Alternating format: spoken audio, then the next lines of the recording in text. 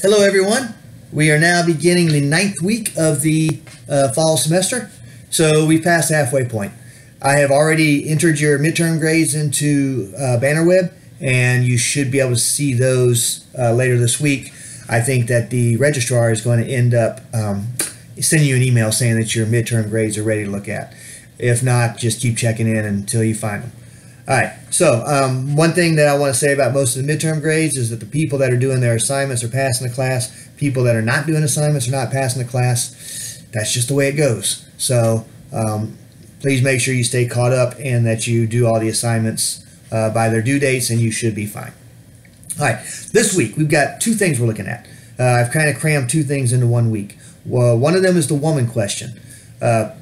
Women's rights have been topic of discussion since forever, it seems like, and we're still talking about them today. If you watch the news, you'll know that we're still talking about what rights do women have. And so this was a discussion that was going on during Victorian England as well. So you're going to be reading two different authors on their takes. John Ruskin from Of Queen's Gardens is going to represent the attitudes towards women in the early part of the Victorian era, where the woman was supposed to be the keeper of the house, and where she was supposed to,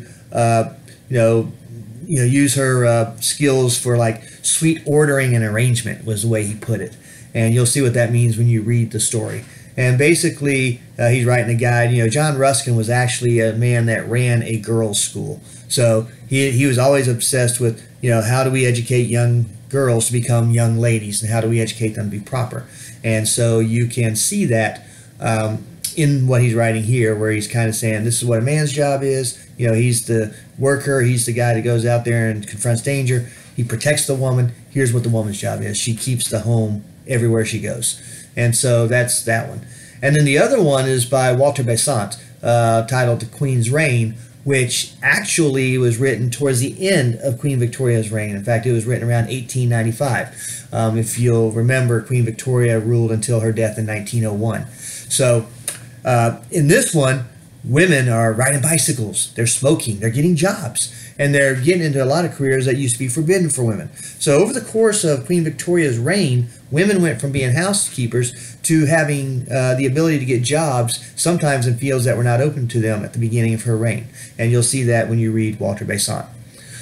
The other issue, and this is an issue that still affects us to this day, is British imperialism.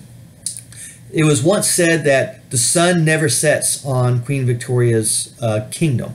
And the reason for that was she owned, Britain had claimed dominion over land, not only in Britain, but also in Australia, also in India, also in, parts of North America, like Canada, part of Antarctica, actually, lots and lots of Africa. So at some point, according to what they were saying back then, somewhere in the world that England claimed dominion on, it was daytime. So the sun never set on her actual kingdom.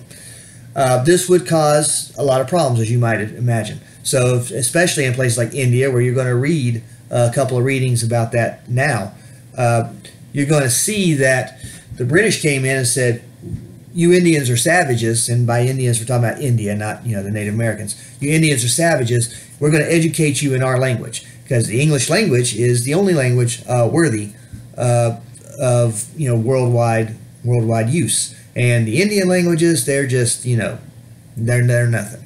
So he's going to make that argument. Then we're going to get something from a newspaper reporter by the name of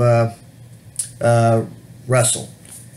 And William Russell, there was actually a massacre where a lot of native Indians actually killed and murdered all of the British subjects that lived in that area. So all the Indians murdered all the white folks, essentially. And so Russell is going to write about, of course, once these folks from India massacred a bunch of native Englanders that were living in India, there was an uproar in India. I mean, not in India, there was an uproar in England. Hey, we've got to, kill all the Indians now. They're savages. They're bad people. And so Russell's going to pose a question, well, are they such bad people? Imagine living in your land, foreigners come in, they take over, they steal all the wealth, they have the nicest living arrangements, They throw grand parties, and you are living in poverty. And in your own land, you are seen as being a second class or even a third class citizen, and you're not allowed the same privileges as these invaders are.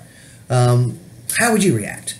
And so he's kind of posing the question, well, did these people, yeah, this massacre is horrible, but, how do we not see this coming, if you will, is what he's going to ask. So you're looking at the two sides of imperialism.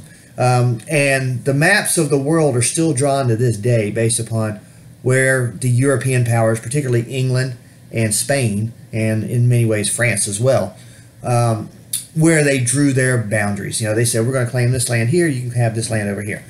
And so as a result of that, some countries have unnatural borders that were set back in the 1800s, especially on the African continent. So, so the woman question and the question of imperialism.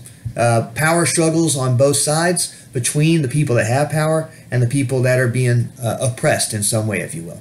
So very short readings, but very important readings. In both cases, these readings show the dichotomy and the two sides of the discussions on a very important couple of issues.